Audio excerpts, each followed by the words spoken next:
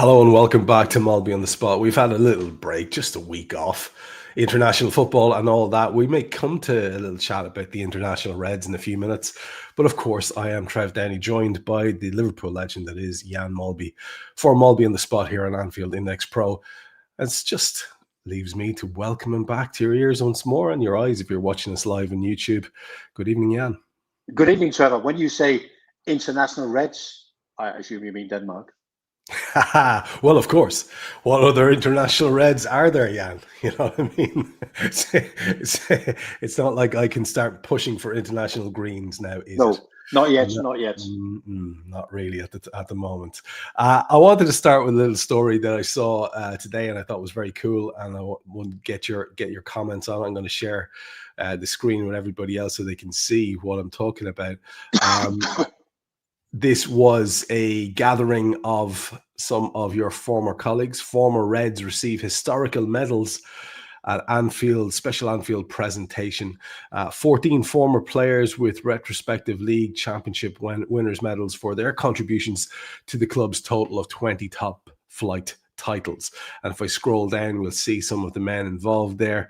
David Fairclough for his 8 appearances in 82-83. David Hodgson for his 5 in 83-84. Alan Kennedy for his 8 in 85-86. I think that took a lot of people by surprise, that Alan Kennedy was still churning in performances in that season. Chris Lawler, whose son collected his on his behalf for his 6 in 63-64. And there he goes, the man himself for his 7 in 87-88, Jan Molby. Followed by Terry McDermott, who made 9 in 75-76. Ronnie Rosenthal, who made 8 in 89-80. Paul Walsh for his 8 in 87-88. And John Wark, who had 2 separate campaigns of 9 in 83-84 and 85-86. Stevie Highway, Colin Irwin, Sammy Lee and Alex Lindsay were presented, as was the family of Joey Jones in absentia. It looks like it was a fantastic do, Jan, and if we focus in a little bit there, guess who it is? The man himself. You enjoyed that, I'd say. It seems like it was a very cool occasion. Yeah, no, it was. It was the Carabao Cup game against Southampton. And the club very kindly invited us to the boardroom where we were presented by our medals by Sir Kenny Dalglish and the guy you see on the right, Mr. Jonathan Bamba. And it was really nice. I mean, it's kind of, we all know the rules, don't we, Trevor? You have to play a certain amount of games to get a medal. And none of us did in those seasons. But they changed the rules at some stage. They changed the rules that you only had to play in 5 games to be able to get a medal. Somebody picked up on that. And then the club obviously ordered the medals and invited us all along. And delighted to say that most of us made it on the night. But it was great. I mean, I was on a table with young Chris Lawler, with Terry McDermott. To see the boys there it was a great occasion, yeah. And the one I was most pleased for was John Wark. John Wark had been at Liverpool and never picked up a medal. He runs around down Ipswich. But I also, because everybody used to assume John Wark is Ipswich, and no, I played for Liverpool a little while, and I was there when they won 2 titles, but I never got any medals. So he was actually the one when he got presented. He was cheering for himself. He was going, get in there. Whereas I think most of the others, I'm not sure about Paul Walsh. No, Paul Walsh would have got one from 85-86. Ronnie Rosenthal would have obviously been his only one, which kind of felt, I wasn't even aware that Ronnie only played 8 games in 89-90 when he scored those 7 goals. So yeah, it was a really nice occasion. So Kenny has obviously been told that he's got to present these medals to us, and he comes over and talks to everybody, and he goes to me, what are you getting the medal for? I said, I'm getting the medal for 8. I said, I'm getting the medal for 87-88. He went, why is that? I said, well, I broke my metatarsal twice. I said, then when I got fit, you convinced yourself that McMahon and Whelan were better than me in the midst. I said, it's fucking your fault. I didn't realise you said. He is a wind-up merchant. We have to. Well, to be fair, when Davey Hodgson went up and got his, and They went and David Hodgson gets his medal, and Kenny went, "Yeah, you bloody cost us 3." Where do you get that one from? Yeah, well, there's nothing quite as vicious as old pals getting around the table again. You know, I'd imagine the piss taking was on quite a high level, Jan. Not polite at all. Yeah. No, not at all. And even then, you go, you might have only played 5, 6, 7, 8 games or whatever, and then even somebody would go, "But are you still sure you deserve one with that little contribution?" But it was nice, and it was obviously Phil Thompson was in there as a guest, and Ian Rush as an ambassador, and there was quite a few of the other players who popped in. It was quite nice. It was quite a really nice evening. Trevor, I think all the players, and not everybody's as fortunate as the likes of Fairclough and me, and we live on a doorstep, But Paul Walsh coming all the way down from Southampton, and John Walk from Ipswich, and Ronnie Rosenthal, who lives in London now. Terry Mack, his good lady, brought him down from Newcastle in, and so there was a lot of travelling to be done by some of the boys. But I think they all enjoyed it. I think we were all a little bit unsure, because it's almost like why do I need this medal? You know what I mean? It's like, yeah. But you guys are from the era of Ronnie Moran throwing the box of medals on the table. Exactly. Take one if you deserve it. So that was sort of burned into your minds, wasn't it? Yeah. Did you deserve it? Yeah. And I'm kind of thinking 87, 88. On the back of the 2 previous seasons, and I had 2 really good seasons, and whatever. And I'm thinking, well, I didn't make a contribution in that season, so do I really want it, isn't it? But I've got it now, and it's a nice one to add to collection. It's obviously identical to the ones we got back in the day. So all medals aren't identical from season to season. So the club have ordered for specific. So Terry McDermott got a completely different one to all of us. But the one different with our medals, and I don't know if it makes any difference, but they have our names on them on the back. So back in the day it would be nameless, but on this one it says Jan Molby. So I don't know whether that increases or decreases the value. I'm not sure. Oh, it's pretty magic, I think. That's fantastic. That's a nice little touch. I like that. I'm glad you mentioned Johnny Wark, because he was a player that I really admired. I think anyone who was watching football in that era knew how good he was, and it was a frustrating spell for him with some injuries and different things. But he always looked, Jan, very much like a fantastic footballer when he got the chance. When you see, like, I think he was highly rated. He wouldn't have signed for Liverpool. He wouldn't have been signed for Liverpool if he wasn't. But like, your memory of him as an actual player, he really was talented, wasn't he? I mean, he had that one season where he scored an outrageous amount of goals for Liverpool. He is so incredibly humble. And John has this thing about, but I'm an Ipswich player. I went to Liverpool for a couple of years, but I wasn't good enough. And you go, no, John, you're playing yourself down here. So the season you're talking about is 84, 85, which is the season John joined towards the back end of the following season, the previous season. And I came in the summer of 1984. So we spent 3 or 4 months together living in a city centre hotel. So I got to know John really well. I came over. I had a license, but I didn't have a car, and John didn't have a license. And when he eventually got a license, I'm thinking the world would have been better if he wouldn't have got one, because Christ almighty, what a bad driver he was. But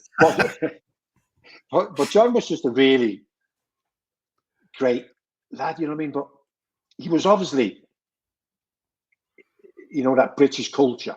John was a big drinker, you know what I mean? He liked his pint, you know what I mean? And it was a real eye opener for me coming from Denmark and Holland and thinking, Christ almighty, and funny because I was talking to Kenny Dalglish this is a while ago, about 15, 16 months ago. We were talking about the boot room and what was the function of the boot room. Now, we hear a lot of stories about the boot room, but Kenny also said, Jan, we spent a lot of time in the boot room discussing you lads. He said, because everything you did, we got to know.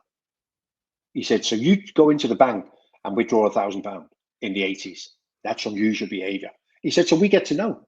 He said, so we used to sit in the boot room and go, so what news is, well, Jan's been to the bank, he's withdrawn £1,000. What do you think? No, it's okay, he can handle that. You know what I mean? And John Walk's had 16 pints. But that's okay. That's John Walk's fuel, isn't it? You know what I mean? It's kind of, all them things, and he was just mad.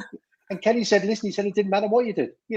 Alan Hansen just had 4 consecutive rounds of golf, Tuesday, Wednesday, Thursday, Friday. Yeah, but he's okay, he can handle that. You know what I mean? And Kenny, we used to sit there and weigh it all up. Should we have a word or should we not have a word? And of course, he said, we let most things go. But also, because you probably more or less knew that we knew. There was like a guilt feeling, wasn't it? You know, if you did something and you knew they knew, but you didn't say anything, you go, fuck, I owe these a few good performances. You know what I mean? So that was quite interesting. That. So what I'm saying is, John was, but it didn't make any difference to John, because John played. He went back to Ipswich, and then he went to Middlesbrough, and then he went back to Ipswich, and I think he played on until he was about 37. And we obviously had the pleasure of playing him in the early 90s in the FA Cup when we beat them 3-2 and that. But I've always got on really well. I mean, John is just so genuine, you know. I mean, he can't do enough for you. He's always in a good mood. As soon as we walked into the boardroom, there he was, you know, that big grin. He's just a terrific guy, and he was a really, really good footballer. You know, football is about your managers, isn't it, Trevor? If your manager fancies you, got a chance. If they don't, and you know, I think after a while, Kenny was probably just being fair to him, and he's thinking, I've got Jan, I've got Steve McMahon, Ronnie Whelan's now moved into a centre midfield player. Be fair to John. We'll let him go and he can play some football. But that one season, 84-85, when he scored 28 goals from midfield, and there was no free role in midfield. There was no number 10. We played 4-4-2. So John was a midfield player, up and down. But this uncanny ability to arrive in the box and score goals and score a lot of headers. He never jumped for headers, you know, but his time was just perfect. He just ran straight into them. You know, none of this like you see Joe Jordan rise or Duncan Ferguson rise and head them in. John never left the floor, but it was just perfect timing. He was heading them in here, there, and everywhere. And of course, you know, because I met him, I got to know him well, and telling all the stories about when he was the top scorer in the UEFA Cup. I think it was 1981. He scored 14 goals from midfield in the UEFA Cup. It was like mental numbers, isn't he? You know what I mean? The guy was just a genius. And when I say genius, he wasn't like a genius footballer like John Barnes, but he was just so effective, up and down, both boxes, good at set pieces, you know what I mean, and just loved getting involved. And there's some lads at Liverpool who don't quite understand how loved they were. And John is one of them. Steve Nicol is another one. You know, where you go, just nobody's got a bad word to say, and everybody loves them. You know what I mean? They mean no harm to anyone in the so. Yeah, it's great to see John. John is a terrific guy. Yeah, it's great to hear that it meant a lot to him to pick those things up as well. Absolutely. You know, that's a lovely, heartwarming story. And you know, you mentioned the fact that John was, as Eamon Dunphy used to say on the regular, a good player, not a great player in terms of world class. But we've been talking about one there in the form of Kenny Dalglish. And again, just to share with people something, I wanted to get your take on this because we know that there's a big old fuss coming up soon because there's a documentary about to air. It's on Prime Video. I think it's getting some cinematic release as well. There's the man himself knocking in that big goal back in the day to win the league against Chelsea at 85-86. And it's a whole big production. A film made by Asif Kapadia, who is a very, very, very excellent documentarian. He's made some of the best documentaries I've ever seen, Jan. And it just made me think, well, what a fitting tribute that is to the lad who, growing up in the late 70s, early 80s, was obviously my Liverpool hero. And I wondered, because we've talked about this before, but I keep forgetting that we are regularly getting new viewers and new listeners to this show. And I wanted to ask you, because, you know, we're going to link into international stuff in a second. And it was that really that reminded me, you know, you were striding about, you mentioned earlier on, Denmark, in one of the most, I think, beloved international teams in history, around about that same era, the 86 World Cup. I mean, people just loved that team, loved the style of football you guys played and the standard of footballer that was in it. So not only for international, but at club level as well, obviously you've played with some amazing footballers between Ajax, Liverpool, everywhere else you've been. And I wondered, would you mind just doing a rundown for some people on who else do you think might almost be worthy of a documentary? When you think about, like, who are the other players that are really up there in that pedestal? We'll give Kenny a spot, but if you were to think of 4 or 5 others maybe that you think, I wouldn't mind watching that, because they're not only were they wonderful footballers, but the life might be interesting as well. Yeah, I mean, that's the big thing in it, with the life being really interesting. Obviously, Kenny got a hell of a story, hasn't he? You know, I mean, yeah. Obviously coming from Glasgow, working class, and that whole story with that Celtic team that he played in, because that's a story in itself, isn't it? And also how transfers were done in the late 70s. He went to Liverpool, and then of course going on to manage Liverpool, and also overseeing or being part of the two tragedies and whatever. I mean, his life is just full, isn't it? And then him being the best candidate to be the new Liverpool manager back in 2011 or 12 or whenever it was, isn't it? And it just never stopped, even to this very day, where the club feel the need for Kenny to be involved on an ambassadorial role, isn't it? So if he doesn't deserve a documentary, if he can't make a good documentary about Kenny Dalglish, there's something wrong, isn't it? But I mean, there was this documentary about Peter Schmeichel on Sky not so long ago, which is obviously a guy I played with during my time with Denmark, and plenty of people have made documentary about Michael Laud, and probably without Michael really taking part, because Michael is not like that. He's really quiet and wants to be in the background. But also when I think some of the Dutch guys, Koeman, Van Basten, Rijkaard, I would probably think, without being harsh, that Frank might be the better story there because of his background, and also going to AC Milan as the other two were the big stars, weren't they? Ruud Gullit and Marco van Basten. And when you speak to any of those AC Milan players from that time, go, no. Our best player was Frank. Our most important player was Frank. And then, of course, also him going on to manage Barcelona and the Dutch national team anyway. So I think Frank would be a good story. And of course, and we talk about Ballon d'Or and whatever, and of course John Barnes. John has a story as well, don't he? Not a lot of people realise that he was actually born in Jamaica, and he only came over to the UK when he was about 13, 14, and then his journey from then on in, how that all worked out, and how he got picked up by Watford, and then Liverpool and England, and to become who he was. I think it's also an incredible story. I mean, to be fair, I'm sure people have made a documentary, but Ian Ross probably falls into that category as well a little bit, isn't it? You'll have most players today, Trevor, without them stories. Because a lot of players will be in academies already at 5, 6, or 7 years of age.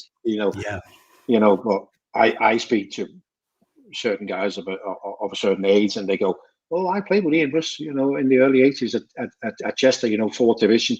You're probably getting £15 a week and things like that, isn't it?" His journey of coming to Liverpool, and the doubt. There was a lot of doubt about Ian Russ, wasn't he? Bob Paisley put him in a team, and the teammates couldn't understand because he wasn't really doing anything. And Bob went, "Just leave him; he'll be just fine." And then, of course, what's interesting as well is whether you like it or not. I've been there. I coped, you know what I mean. But Ian went to Italy, and it wasn't to his liking, you know what I mean. So that is also. It's a story in itself, isn't it, Trevor? It's a story in itself. And what did you? It's all very good saying went to Italy, might not have fitted in, struggled with the language, blah blah, whatever. But there's more to it than that, isn't it? Because it's 24 hours in every day, And I know what it can be like sometimes. And I, in fairness, have never struggled. I've been fortunate enough to never really struggle with the language, never really struggled to settle in. When I went to Ajax, there was a couple of Danes there, and I went to Liverpool. I stayed in a hotel with not just John Walker, Paul Walsh as well. And so I've always been lucky in that. But I can imagine some people, sitting at home pulling their hairs out, and the only thing you've got, the only reason you're there, the only reason I was in Amsterdam, the only reason I was in Liverpool, the only reason Russia was in Italy is because we could play football, And if the football is not going well, I can imagine, what a lonely place it can be. And then you need something else, isn't it? So, yeah, it's fascinating, and people just always assume, all you got to do is play a bit of football.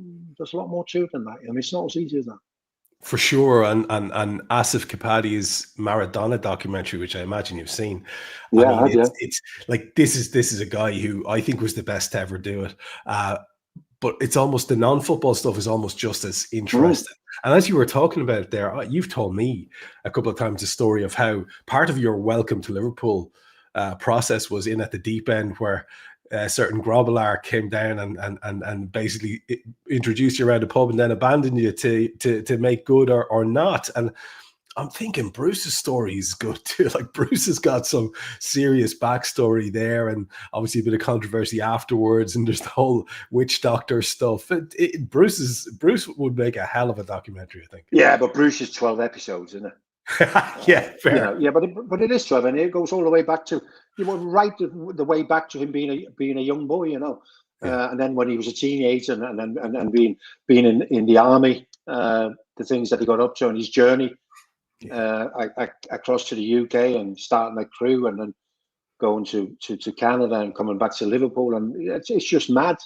And even since he's retired, his life story is mad in the way he's been coaching, been back to South Africa, coaching some clubs out there. He was over in Canada. Now finally he's back, sort of living in Europe, half on Merseyside, half in Norway, isn't it? I was with him the other week and I went, Bruce, are you ever going to stop? No, my boy. I keep going. The hound dog keeps going. Okay. Yeah. It's a spot-on impression as well, by the way, in case people don't know. I suppose we better get down to some business, and in that vein, I was wondering, did you spend much time watching the international football? Full disclosure, I haven't watched Ireland for a while. I find the whole thing rather depressing at the moment. Obviously, it would be different if we were good, but it is all a little bit underwhelming. So I am completely unfamiliar with how things are going. Did you spend a lot of time watching the matches? No. If you want me to be honest, Trevor. Yeah. No, I hardly seen any. I saw Scotland beat Greece because that's Denmark's group, and that just fitted in with what I was doing. Of other games, I've seen little bits and bobs. Seen highlights from Denmark's two games won 6-0 and 3-1. I didn't even see the late winner for Portugal against your boys. So no, I haven't seen a lot of football. It's just, I think the intention was there, Trevor. You know, you kind of look at the fixtures and you go, well, okay, I'll watch a few of these games, yeah? And then you just go, no, I can't be bothered. And then I'm looking at results and I'm seeing Austria winning 10-0 and Norway winning 5-0 away from home and Denmark winning 6-0 away from home and the Faroe Islands winning 4-0 and still having an outside chance of winning the World Cup. And I'm thinking, the world's gone mad. So apart from Scotland, Greece, which I almost watched all of the game, I haven't seen anything. Do you think it's the structure of these tournaments now and the way they're talking about even more and more teams being involved? There's literally no hazard for any of the bigger teams in the way it's split up now. It's basically a cakewalk to qualification. I fail to see that this is doing anything to enhance international football, because I'm the kind of guy who'd watch, like, if there was two lads kicking a ball in my back garden, I'd be watching it. And it says quite a lot about how disillusioned a lot of us have become that someone like me isn't watching the international football. It feels as if it's hard to get engaged with it. And you compare and contrast it, Jan, with the era I was talking about with you guys back in the 86 World Cup, that Maradona superstar effort, you guys with your wonderful march through the tournament. Everybody cared, Jan. People really cared. Even when my team wasn't involved, it didn't matter. You picked a team and you invested in them. For me, it was you guys. I'm sure it was the same for many different people of different countries. I mean, it does seem, I'm not saying the standard of footballer has lessened, but it certainly doesn't have the cachet or the interest level amongst the public that it used to. The problem, Trevor, is that, and I think, to be fair, European club football, i.e. the Champions League or Europa League or whatever, they kind of cured the thing that the big clubs now play each other quite often, don't they? I mean, we're kind of fed up with it with Real Madrid now, aren't we? You know, a few years ago, we haven't played them for years. So I saw somebody say the other day, I think in the last 5, it might even be less, England have played Andorra 8 times in the last 8 to 15 years or whatever, but they haven't played Argentina in 20 years, you know what I mean? Now, I know they can't play Argentina in apart from the World Cup or whatever, but this is like this jeopardy thing, isn't it? You know, what's actually at stake here? So the story is never, the story for me, so when we look at the World Cup qualifier, we're talking about Europe, the story for me is not England having won all their games or Norway's saying they won all the games and scored 1 million goals. The story is kind of, for me, is Italy, who are second to Norway, and Sweden, who are bottom of their group. They are more the stories, because how is that possible? You know, they shouldn't be where they are. But when a team, and there'll be more and more of these teams who win all their qualifiers, nobody's going to go, wow, unbelievable. You know, but when you talk back and you mentioned the 86 World Cup, we were in a group with the Soviet Union, Ireland, Norway, Switzerland, these are all good teams, you know what I mean? It takes a lot winning. And today, Denmark are playing Greece. Greece are okay, but no more than Belarus, Scotland, and England, I don't know who they're playing, you know what I mean? It's Serbia, and I don't know if they're playing Andorra again or whatever it is. Latvia was it the other day. There's just no jeopardy, is it? So it's like, what happens if you lose? Nothing really. You just win. You've got 6 games or 8 games, and you lose one, you win 7. Who cares, It is hard to care, and yet we are forced to flinch and wince and read the news the next day. And as we do, we see whether or not our fellas have picked up knocks. And wouldn't you just know it? It seems that there is a little bit of complication. Ibu Konate went off, and let's be honest, for a lot of these people, the idea was it might be a bit of a reset. We were looking at Alexis McAllister and thinking, that guy could really do with kicking back into some form. And you and I left on the back of 2 of the 3 in a row defeats. The last time we spoke, we hadn't had the Chelsea game. And that was another sort of abject defeat. And Alexis McAllister just looks so many miles off it. And we were debating, you and I, the last day, what was going on, because there was nothing solid about injury or not injury. And then it turned out there was actually some multiple low-level injuries. But he's gone away. He's nabbed a couple of goals for Argentina and apparently has looked a bit more like himself, certainly in the second game, I think. Dom Szoboszlai's off doing bits. But the Ibu Konate thing is a little bit of a worry. He's come back from the French camp without taking part in anything. Bit weird that he went in the first place, but he did and came back halfway through. And now we just have to sort of sit and wince because apparently Ryan Gravenberch also picked up a knock. And we do have this game, which we're going to spend the second half of the show talking about, which is the Manchester United match at the weekend. It's a slightly large occasion. So there is going to be these knock-on effects. Have you heard anything from any of the people that you speak to, journalists or anything like that, as to the severity or the seriousness of the Konate situation or the Gravenberch situation? Because I'm getting very hard to get clear information. No, I think everybody's waiting for the press conference, which is tomorrow morning, Friday morning. That's what I'm hearing. From the written media that they're waiting for. There's been no official lines from the club or anyone else. Gravenberch was a little feel in the hamstring, I believe.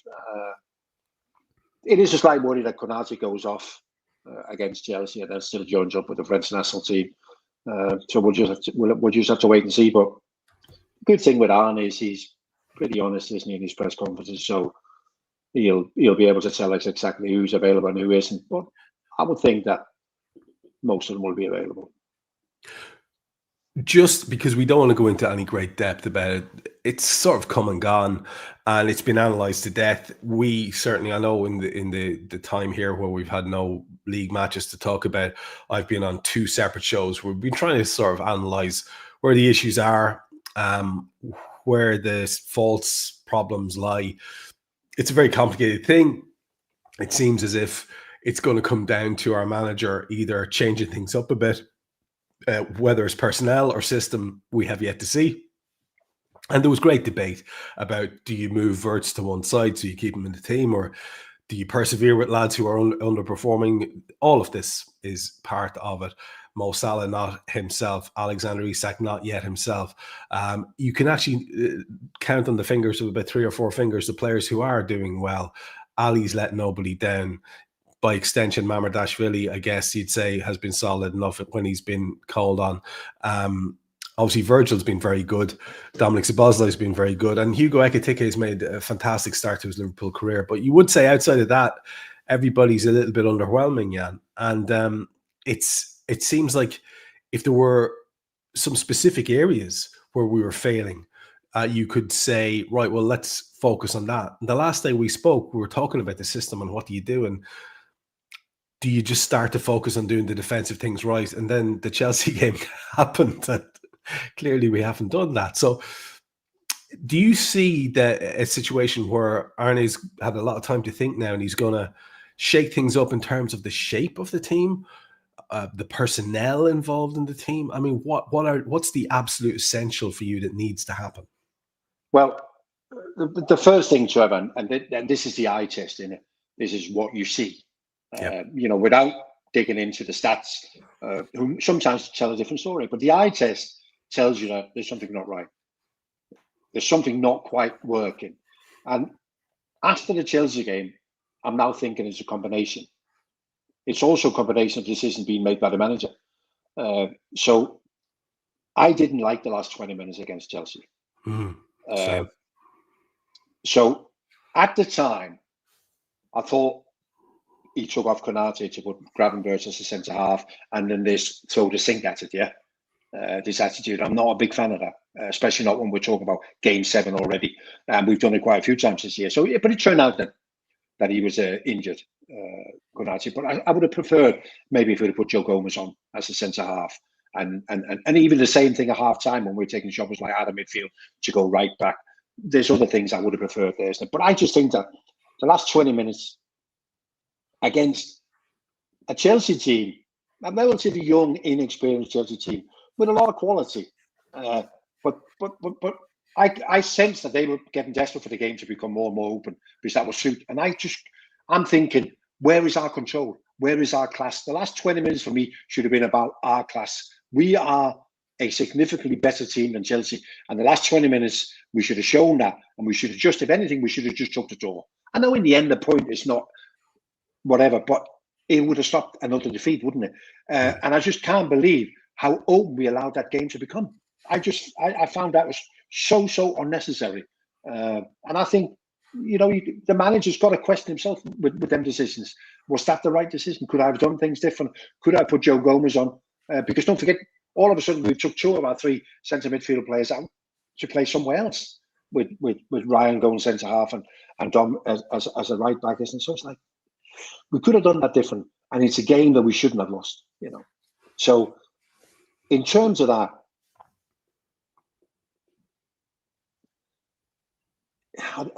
I mean, the way he plays, the basic 4-3-3 sort of thing with minor variations within that is the way he wants to play it. So that's the way we're going to go ahead. So then we have to find the balance. And if we did this for 5 minutes, Trevor, once a week, you would say, how are Liverpool doing? I said, we're doing okay. We're second in the league. We're a point behind. We're doing okay. But we got an hour. So we got time to dig into it, And that's why we end up with, but the right back is not playing particularly well. Neither is the left back, and neither is one of the centre halves. And we're struggling with our midfield boys. And Mo doesn't look himself. And Gakpo's been a bit slow to come to the fore this year because we got time. We can dig into these things and go, what we're used to seeing from them players are not what we're seeing. So it is very much, I think, still a manager searching for the key. So fullbacks is 2 things in it. It's defensive, which I guess is the main thing, but it's also finding a link up with the people in front of you. Kirkus with Gakpo and whoever plays right back with Mo Salah, and they're not working either, are they? And then we get the midfield thing or the lack of control, and I do believe that's got a lot to do with Alexis. Alexis being in the form or not being in the form that we expect, and so we lose that kind of control that he gives us. So there's a lot of things to be sorted. But the beauty of it all, Trevor, is that because we've got good players for great players, you've got a chance, haven't you? So it could happen out of nowhere. Having said all of that, I'm not convinced it's about to happen. I still think, Trevor, that there'll be signs in some of the games where you go, we're getting there. And I don't think we're there yet. The only good thing about that, Trevor, is that we're not there. We don't need to be perfect to win games. We've shown that already this season, haven't we? We don't need to be perfect. We can still win games without being at our best. And that is a real strength to have, isn't it? But I'm not 100% sure we can sit here now and say, just wait till Sunday. It'll all go off and we'll be unbelievable. I don't think we're there yet. I think we need to see more signs of that happening. Maybe individual first, finding their form before the collective get together. But it is, in a way, it's intriguing, isn't it? Because it's a bit of a curveball to Arne, isn't it? I don't know what Arne thought when the season started, but he must have thought, fuck, I've got some players here, haven't I? I can't wait to this, to this works out. And now all of a sudden, we're only a couple of weeks in, and then all of a sudden he's thinking, okay, it wasn't as easy as that, and it hasn't been. And it is a challenge for him. But I'm sure he's up to it. I've all the confidence in everything the confidence in the manager, have the confidence in the players. Way too early to write off any players, you know. So, but interesting. I do find it interesting, Trevor. You know, and if you're 6-7 points behind the leaders, it's a problem. But we're 1 point behind the leaders, aren't we? So we can kind of live with it, you know. We can live with the fact that we're still searching, as long as we keep picking up the points to stay in touch. Must be wild for Arne, because he's a comparatively young man. He's probably pretty online as a human. It must be mad for him to wander into various corners of the internet and see people saying it might be time for him to go and stuff like that. You know, this kind of nonsense on the back of granted 3 horrible defeats and pretty abject performances, if we're being honest. And if we're being really honest, on the back of a season where we haven't looked convincing and put together any more than one good half of football. And if we're being really, really honest, stretching all the way back into last season where we gave up after the league was won, and we weren't tremendously convincing from the turn of the year to the point where we actually won the league. So there probably are several different things, as you say. It's not going to be a simple fix. It's not going to click immediately, but there's so much potential when you think about. Imagine if Florian Wirtz was doing Florian Wirtz things on a regular basis. Imagine if Alexander Isak was doing Alexander Isak things. If Mo gets back to something approaching his best form. Alexis McAllister, if he's playing anything like what he can play, there's so much potential for things to start happening, if not immediately, then quite quickly. But I suppose the big question I wanted to ask you, just to come out of it and go sort of segue into the last part of the show, is in terms of a fix, this is one of the big debates we were having, Jan. I'd love to get your take on this. One of the questions we kept asking is, so how do you go about it? And for me, where I sort of landed was, I think he's going to have to persevere, right? Persevere with our new left back. Pick a character and persevere with him. You can't keep swapping right backs. Say, sorry, you're not good enough, lad. You're not good enough, lad. Dom, come back and dig us out. That gives terrible signals to both of the other 2 chaps. And you can talk about injuries all you want, but that's the feeling that certainly we have as supporters, is there's no real trust there in anyone yet. But you kind of probably have to stick with someone.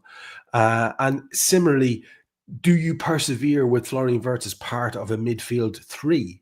Knowing what that does to us in terms of lack of defensive cover, then when we don't have the whole 3 lads working together to sort of make up a number 6 between them. There's so many knock-on effects, Jan. And I think perseverance is one way to go. It might be a stubborn way to go. Maybe making some very extreme changes in personnel and system might be a better way. If you were to put your manager's hat on, how would you sort of look to fix this? Well, to be fair, it's the way I've been thinking for the last month or so. You know, when people talk about what do you do? Well, what you do is you stick with what you bought. What you bought in is, because that's the future, isn't it? And It's all very good. What hangs over it is because the players are no longer involved. Like Robbo is being sidelined a little bit. And obviously people have fond memories of him and being at his best and what he's capable of bringing. And the fact that we won the league last year, it's easy to say, let's go back to what we had in it. But the way forward is with these players, isn't it? It's absolutely with these players. That doesn't mean that it has to be all of them in every game, but it does mean that the players need to feel that they're part of it, yeah? So let's say we play 60 games a year. No, not many players will play 60 games, yeah? But that doesn't mean you can still play 45 and know that you're part of the strongest 11 in it. And I think it's important for Arne to maintain that with Florian Wirtz, with Alexander Isak, with Kirkus and whatever, with a fullback, that, yeah, but just because I leave you out against Manchester United doesn't mean, you know, you will still play your games, you're still part of it. So I think that's the biggest challenge. The biggest challenge is not to play all 5 or 6 of our new players in every game, but it is important to make them feel that, well, listen, it's just a one-off. I'm not about to do something different. I'm not about to go down a different route, because once you do that, it can be very difficult, can't it? It'd be very difficult to then revert back to. So I think, no, go with it. I was going to say, go with this and take yourself out of the hole, but we're not in the hole, are we? We're not in the hole yet. So, but go with this, and it'll come. I'm sure it'll come. That's the hope, isn't it? Yeah, I feel that's that sort of confidence as well. And it's an interesting thing, Jan. I was actually referencing our show in a conversation recently.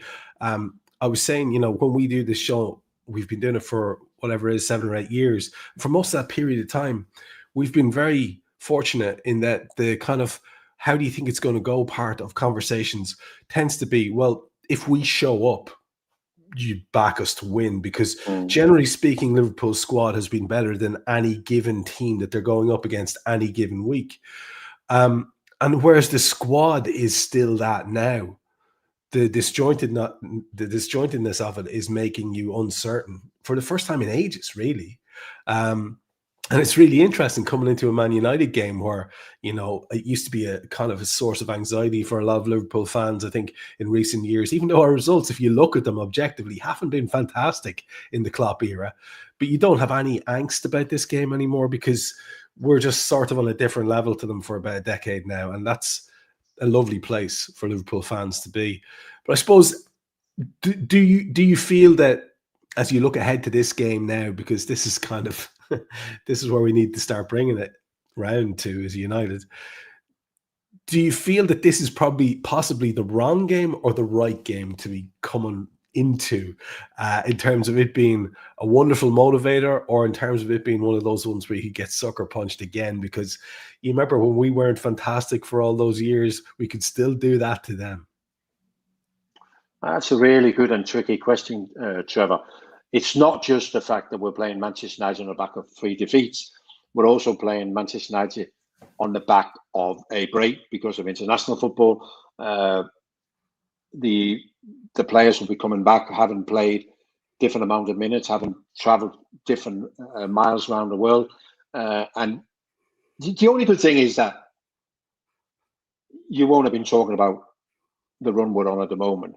But then again, it would have been out of our system by now, isn't it? So I don't think that when the players met up, and I guess the players would have met up Thursday for the little training session, that won't be part of it.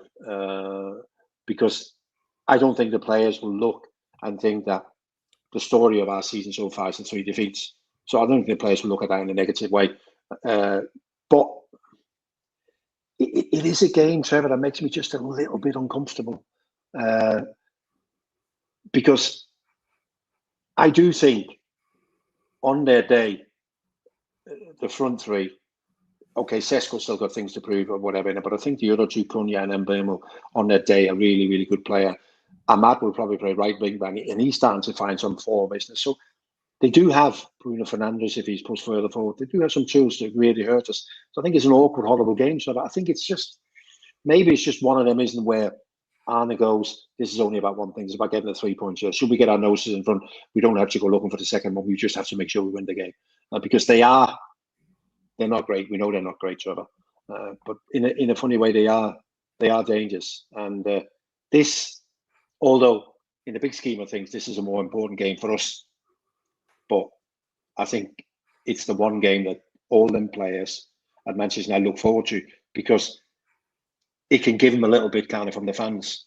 Yeah. If you can take a point off, if we go to Anfield, get a draw or whatever, you know what I mean? The fans will go, okay, we can live with this. You know what I mean? It gives you a bit of working peace for a couple of weeks. And so I think it's a monster game. And I think they'll be really, really, really, really, really motivated by it, that opportunity to finally get a bit of credibility for the season. It's a monster game, always has been, probably always will be. You played in your share of them, and I spoke recently to you. We have a show ready to go with some of your goals. I can't wait to do that one, probably in the next break that we get. One of those was a spectacular goal against United, which must rank right up there in terms of your memories of games against them.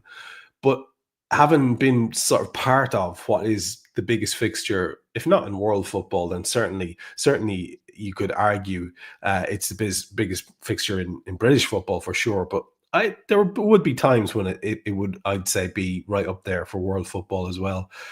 Having been part of that, you must have a few big takeaway memories of games at Anfield against Man United.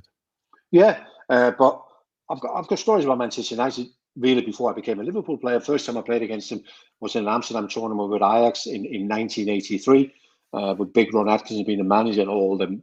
United always had a lot of good players, didn't they? We go back in the 80s, and Norman Whiteside, Paul McGrath and Brian Robson.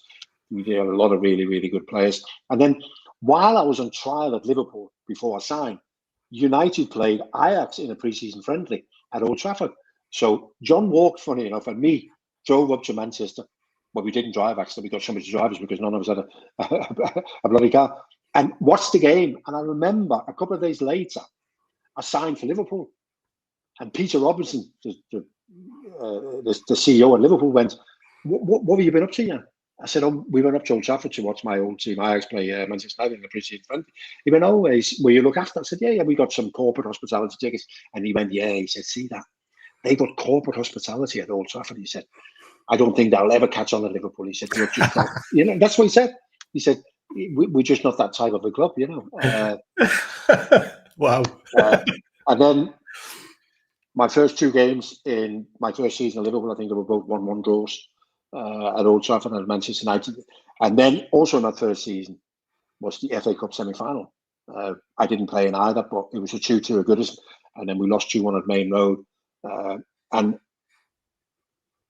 that was, when you sense the importance of these games, because it was an FA Cup finals, semi-final, FA Cup semi-final, one, the importance and the atmosphere, and the pure hatred, and then of course we come to 85, 86, where they have that flying start to the season, going into November.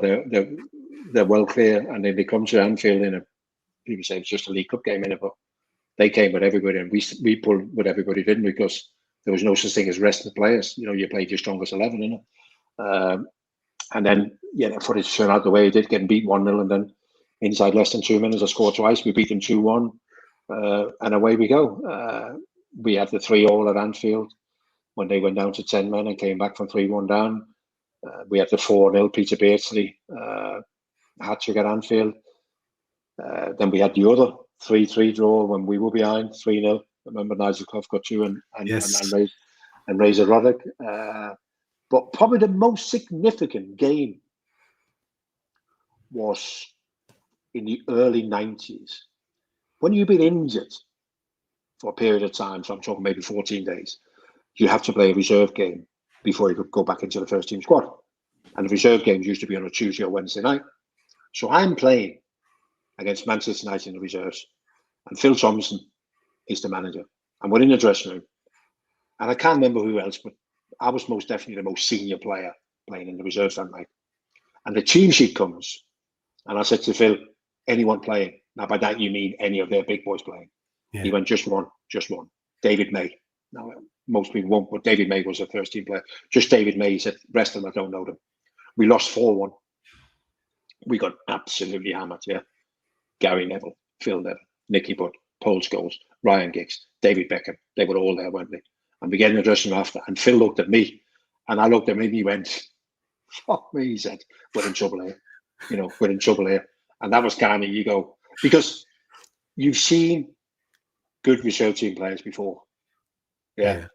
And you always got an idea where people are going to go, Trevor. You see somebody, you go, this is his ceiling, yeah? And most of the good players you see in the reserves go, yeah, well, okay, they might be able to make it, yeah. But when you saw that group of players, you go, no, these are going right to the top, because they had it all. 17, 18, 19, they had it all. They were competitive, they were technically good, they had vision, they could play, they wanted to play, they had all them things in it. So that's probably the most significant game I've had against Manchester United, because that was the start. And I also think that the importance then of that game when we beat Manchester United 2-0 in 1992 when Leeds won the league, that was kind of, this might be the last time. This might be the last time that we can do some damage to them. So if we beat them today, Leeds have won the league. Let's get it done, because in the future we might not be able to. We might not be able to cope with them, So we got it done that day. But I just always remember Phil Thompson looked at me, and Phil is as Liverpool mad as anyone, and I could see he was thinking, no, this is a nightmare. An absolute nightmare. I absolutely love that. I love that. And probably the sinking feeling of thinking, oh my God. Because you were looking at the beginning of an era of dominance there, and you could fucking see it on the pitch in the reserves. That's amazing. We should start drilling down into the actual game itself then at the weekend. And just for the sake of letting people know how Manchester United are doing, I suppose we should get some results up there and let people see them. Where are we here? I did have it there. Internationals. Yes, Manchester United results. Pardon me. So yeah, they're on 10 points in the league. Their most recent outing was a very straightforward, you'd imagine, 2-0 win over Sunderland. They had a 3-1 defeat at Brentford. They beat Chelsea 2-1 at home at Old Trafford. In the Manchester derby, they had a 3-0 reversal at City, and they managed a 3-2 defeat. 3-2 win over Burnley at Old Trafford. So last time out, just have a look at how they lined up. Last time out, United looked like this. They had the new boy, Lamans, in goal, and I've heard some very positive things about him. Lenny Yoro and Luke Shaw and De Ligt forming a back three with Casemiro and Fernandes in the centre spots, and Diallo and Dallo on the flanks, and Buemo and Mount behind Sesko. And you mentioned a couple of other people there from their bench they can call on, the likes obviously of Harry Maguire, Cunha, Dorgu, Ugarte, Kobe Mainu. They have Bayinder, they have Xerxes, and obviously you mentioned the kid Ahmad as well, who they have in reserve there that they can add as well to this team. It is, Jan, a squad of good footballers to very good footballers, some outstanding footballers. But the problem is they've been trying to do things the manager's way, and famously it's not working yet. There's a load of drama about whether it will or not, and he's been very frank about it. He doesn't cut a very happy figure. He seems quite, I won't say disgruntled in a bad way, but he's very open about how upset he is with everything. It's not a happy camp, it seems, Jan, but I think things like that can change, and we don't want to provide them with the catalyst for that change. No, we don't. So if you look at it, I mean, they won 2 of the last 3 games. That's the bottom line in it. So that in itself is okay. I was at the Brentford game. Saw Brentford's lineup from the start, playing 4-3-3 with a lot of pace on the flanks, smashing long balls, putting them under pressure from long throw-ins and corners, and they couldn't cope. But we know we're not going to play like that. We that's not how we play. We play in a different way. So I don't quite know what to make of them. The interesting bit will always be the makeup of the 2 sixes that they play with, Casemiro and Bruno Fernandes, or will you move Mason Mount back instead of Casemiro and then put Cunha back in as one of the 2 number 10s? So he does have options, but a bit like us. And again, with the eye test, you look at Manchester United, you go, it's not quite there. It's not quite happening. I mentioned the front 3 that they bought. The front 3 they bought for over 200 million, and they haven't really clicked as of yet. It's not really working. However, I'm a little bit worried about their 2 number 10s, if it's Mbeumo and Cunha, the damage that they can do, because they're very good at carrying the ball, and I think there's positions where they can pick up the ball because of the way that we play, and they might be able to move the play 40 or 50 yards with their ability to run with the ball. So there might be some. Generally, we just need to worry about ourselves. I just think with this game, we might need to prepare ourselves to play against Manchester United and to play against their unique system. It's the same system that Crystal Palace uses. It's the same system when Palace used that's give us problems. And if we go back to the January game last at Anfield, United probably should have beaten us. They were the better team on the day when they ended 2-2. So there is something in that system that causes us some problems. So I think I would like us to prepare for that system. Instead of go, this is what we're going to do. Well, let's just prepare ourselves for that system, and maybe play with 2 more sitting midfield players to be able to pick up their 2 floating number 10s.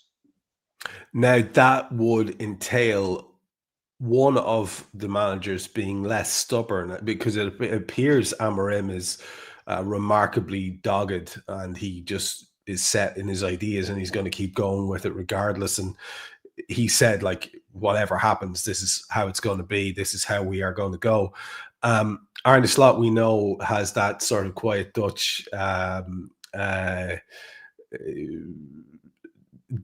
self-confidence and stubbornness as well.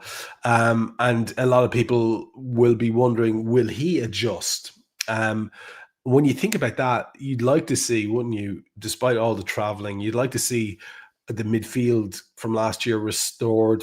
Well, we did see it recently. It didn't work very well in Europe, but we did see it. Is that the way around it, and accommodating Wirtz elsewhere in the team, or dropping him out of it? Or is this one of those games where you think, God, if it goes badly for him today, it could be one of those things that turns into a bigger story than it should be? Like, how do you address that? You talk about preparing for their system. How would you go about doing that? Well, obviously, to start with, it would be the midfield in a way where I'd be looking at having maybe more two defensive, so you could actually play, with a number 10. Then, if you got the sitting midfield players to try and look after their number 10, you can play with number 10. The problem for Florian Wirtz is that obviously this is now the 8th game, isn't it? And the pressure will only grow, and there isn't anything significant that's changed in the international break. It wasn't as if he went away with Germany and all of a sudden everything was. I believe he played okay against 10 men Luxembourg, but nothing exceptional. Before the Chelsea game, I would have left him out, and we did, but we brought him on at half-time because I couldn't see where there was going to be space for him to play, and I even think that was evident when he came on. He struggled to find some space to do what he do. I think the space will be there against Manchester United because of the way that they play, and because of the way that they're often a man short centre midfield, because they tend to just have Bruno Fernandes and one other. Having said all of that, because it's Manchester United, I probably would leave him out again, and then see how the game go, and then maybe give him 35 minutes of the second half when the game is settled into a pattern. But I probably would leave him out again. Just the last thing you want to do is give them any encouragement. They come to Anfield, expect a tough game. Let's give them a tough game.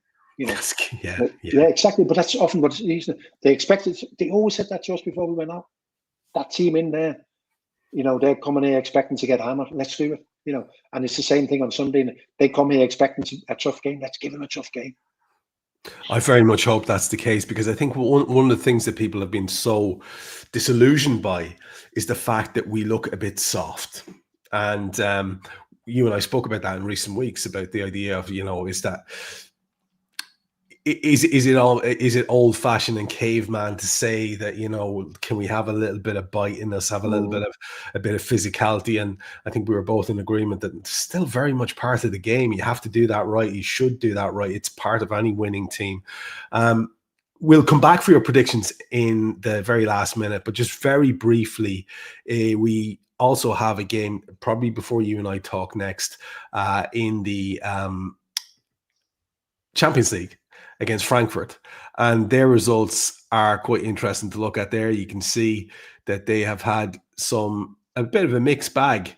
That's us against them on Wednesday next. They have Freiburg away at the weekend, but in their last few games they got spanked at home by Bayern 3-0. Atletico beat them, we know, 5-1. They did have a 6-4 win away to Mönchengladbach. Union Berlin, however, beat them at home 4-3. And the game before that was a big-ish win on the opening day of the Champions League, 5-1 against Galatasaray. So that will be, again, another interesting challenge. And we've kind of given ourselves less wiggle room now, Jan. We did talk about how there's not much peril in this system. You can afford to cock up a couple of times, but we've had one of them. So I'm sure it would be very, very much part of Arne Slot's plan to get a win in that game. Do you see that? We'll start there. Just get a quick idea from you. Do you see that going our way? Yeah, 100%. So just nice is about winning, isn't it? It doesn't matter how we win that game. And then when we play Frankfurt, because Frankfurt is going to be so open. It's the Wild West when they play. Yeah, there's so many chances, so many goals. That's your game for Florian Wirtz, isn't it? That's your game for Alexander Isak to get his confidence. Maybe even the game to play both of them, Hugo Ekitike and Alexander Isak. Put them all out there and get yourself confidence, get yourself 3, 4, 5 goals, because you will get chances. They can't play any other way, Frankfurt. They only know one way. So a bit of tactic involved on Sunday against Manchester United, and then let them all loose in Germany on Wednesday. And the result coming from both of those, how do you see it going? Yeah, so we've now got 7 games before the next international break, and 4 of them at home. I think that's massive. It's always massive, innit? Every game Liverpool play at home, regardless of who they play against, I expect them to win. And in that patch of 7 games, we also play Real Madrid, and I expect us to beat Real Madrid. So I think we'll beat Manchester United 3-2, but I do think they'll cause us some problems. And Frankfurt will score because they'll invest everything in scoring. But it'll be Frankfurt 1, Liverpool 4. Whew. Can I just say I'd bite your hand off for both of those right now? Hopefully that is going to be the case. They've been letting us down and throwing a rare spanner into Jan's predictions of late with the dodgy form. So hopefully that will be addressed in the next game or two, and we can get back to our more comfortable zone here, me and Jan talking about how everything's going swimmingly. Until then, as ever, my friend, thanks for all the efforts tonight. Love the stories. It's great to get the reminiscences and go back through it. I do appreciate you doing that, so thanks for that one. There's nothing wrong with things not being right, Trevor, is it? It just makes it more interesting. So off we go again. Yeah, I'm kind of in agreement. It is an interesting situation to be in, and I'll take that any day of the week. So until next week, from myself, from Jan, take care.